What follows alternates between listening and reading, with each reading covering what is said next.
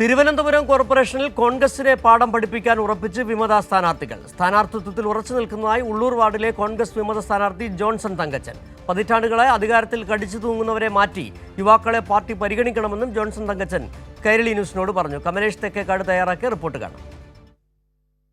തദ്ദേശ തെരഞ്ഞെടുപ്പിനുള്ള ഒരുക്കങ്ങളെല്ലാം പൂർത്തിയാകുന്നു. സ്ഥാനാർത്ഥികളുടെ ചിത്രം ഏതാണ്ട് രൂപപ്പെട്ട് വരികയാണ്. നിലവിൽ സംസ്ഥാനത്ത് വ്യാപകമായി കോൺഗ്രസിനകത്ത് പൊതുവിൽ UDF-നകത്ത് വലിയ വിഭാഗീയ പ്രശ്നങ്ങളുണ്ട്. പലതരത്തിലുള്ള വിമത ശബ്ദങ്ങൾ കോൺഗ്രസിനകത്ത് ഉയരുന്നുണ്ട്. അതെല്ലാം കോൺഗ്രസിനെ സംബന്ധിച്ച് വലിയ തിരിച്ചടിയാവുകയും ചെയ്യുന്നുണ്ട്.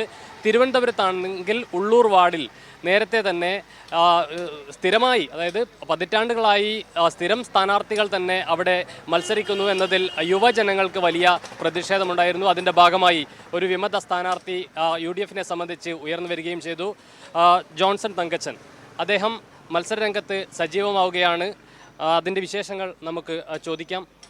നിലവിലിപ്പോൾ നാമനിർദ്ദേശ പത്രിക ഉൾപ്പെടെ സമർപ്പിച്ചു കഴിഞ്ഞു. അതിൻ്റെ സ്ക്രൂട്ടിനി പൂർത്തിയായി കഴിഞ്ഞു. ഇന്നുകൂടിയാണ് അത് പിൻവലിക്കാനുള്ള അവസാന തീയതി. ഈ സ്ഥാനാർത്ഥിത്വത്തിൽ തന്നെ ഉറച്ചു നിൽക്കുകയാണോ? തീർച്ചയായിട്ടും. കാരണം പിന്മാറാൻ എനിക്കൊരു ഉദ്ദേശമില്ല. കാരണം ഇറങ്ങിയതാണ്. എനിക്കിവിടെ ജയിച്ചേ പറ്റുള്ളൂ. ജയിക്കുമെന്ന് എനിക്കൊരു വിശ്വാസമുണ്ട്. കാരണം എൻ്റെ നാട്ടുകാർ എന്നെ അത്രമാത്രം സപ്പോർട്ട് ചെയ്യുന്നുണ്ട്. ആ ഒരു പ്രതീക്ഷയുടെ വിശ്വാസത്തോടാണ് ഞാൻ ഇറങ്ങിയിരിക്കുന്നത്. ഇതിലിപ്പോൾ എന്താണ് ഇത്തരത്തിലൊരു നേതൃത്വത്തിനെതിരെ അല്ലെങ്കിൽ ഒരു മത്സര രംഗത്തേക്ക് വരാനുള്ളൊരു സാഹചര്യം എന്താണ്? ഞാൻ ഒരിക്കലും പാർട്ടിക്കെതിരെ അല്ല. ഞാൻ പാർട്ടിക്കെതിരായിട്ട് പ്രവർത്തിച്ചിട്ടുമില്ല. ഞാൻ പാർട്ടിക്കെതിരായിട്ട് ഇനി പ്രവർത്തിക്കുകയില്ല. പക്ഷേ ഞാൻ ആവശ്യപ്പെട്ടത്, ഞാൻ മാത്രമല്ല എൻ്റെ കൂടെയുള്ളവരും ആവശ്യപ്പെട്ടിരുന്നത്, ഒരു 60 വയസ്സിന് താഴെയുള്ള യുവാക്കൾക്ക് ആർക്കെങ്കിലും ഒരാൾക്ക് അവസരം കൊടുക്കുക എന്നാണ്. പക്ഷെ അത് പൂർണ്ണമായി അവരെ നിഷേധിക്കുകയായിരുന്നു, തള്ളിക്കളഞ്ഞു. അതിൻ്റെ ഒരു പ്രതിഷേധമായിട്ടാണ് ഞാൻ സ്ഥാനാർത്ഥിയാവാൻ തീരുമാനിച്ചതും എന്നെ സ്ഥാനാർത്ഥിയാക്കിയതും. ഇപ്പോൾ ഈ മറ്റ് പല വാർഡുകൾ എടുത്ത് നോക്കിക്കഴിഞ്ഞാലും ഈ സ്ഥിരമായി മത്സരിക്കുന്ന ആളുകൾ തന്നെ അവിടെ കടിച്ചു തൂങ്ങുന്ന ഒരു സാഹചര്യം നിലവിൽ കോൺഗ്രസിനകത്തുണ്ട്. അത് തന്നെയാണോ ഈ ഒരു പ്രതിഷേധത്തിൻ്റെ കാരണം? തീർച്ചയായിട്ടും. ഒരാൾ ഒരിക്കൽ ജയിച്ചു എന്ന് പറഞ്ഞ് ആ ആളെ അവിടെ ജയിക്കുകയുള്ളൂ എന്നൊരു വിശ്വാസം ജനങ്ങൾക്കൊന്നുമില്ല. അത് വരുത്തി തീർക്കുകയാണ്. പാർട്ടിക്കുള്ളിൽ അത് വരുത്തി തീർക്കുകയാണ്. നമ്മൾ നേരത്തെ പറഞ്ഞിട്ടുള്ള ഒരു പ്രതിഷേധം അല്ലെങ്കിൽ ഒരു പ്രശ്നം അതിനെക്കുറിച്ച് സംസാരിച്ചിട്ടുമില്ല.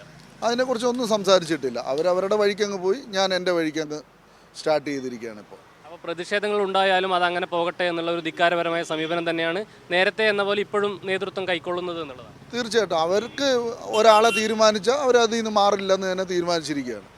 ഇതിപ്പോൾ വ്യാപകമായി ഇത്തരത്തിൽ വിമത ശല്യം കോൺഗ്രസിനെ അലട്ടുന്നുണ്ട് വിവിധ വാർഡുകളിലായി.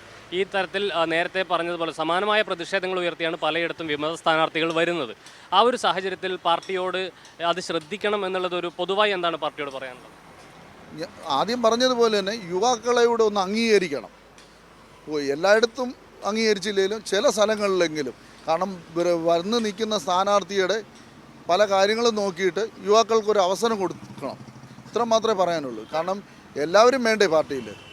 ഈ ജയിക്കുന്ന സ്ഥാനാർത്ഥി മാത്രം പോരല്ലോ, യുവാക്കളുണ്ടല്ലേ നാളെ ജയിക്കുന്ന ആൾക്കാരായി മാറുകയുള്ളൂ. എല്ലാവിധ ഭാവുകങ്ങളും നേരുകയാണ്. ഈ നിലയിൽ വലിയ പ്രതിഷേധങ്ങൾ വ്യാപകമായി കോൺഗ്രസിനെ അലട്ടുന്നുണ്ട്. ഇവർ പറഞ്ഞതുപോലെ തന്നെ പതിറ്റാണ്ടുകളായി മത്സരിക്കുന്ന ആളുകൾ തന്നെ ചില സ്ഥാനങ്ങളിൽ കടിച്ചു തൂങ്ങുന്നതാണ് യുവാക്കൾക്ക് ഉൾപ്പെടെ വലിയ പ്രതിഷേധത്തിലേക്ക് നയിക്കുന്നത്.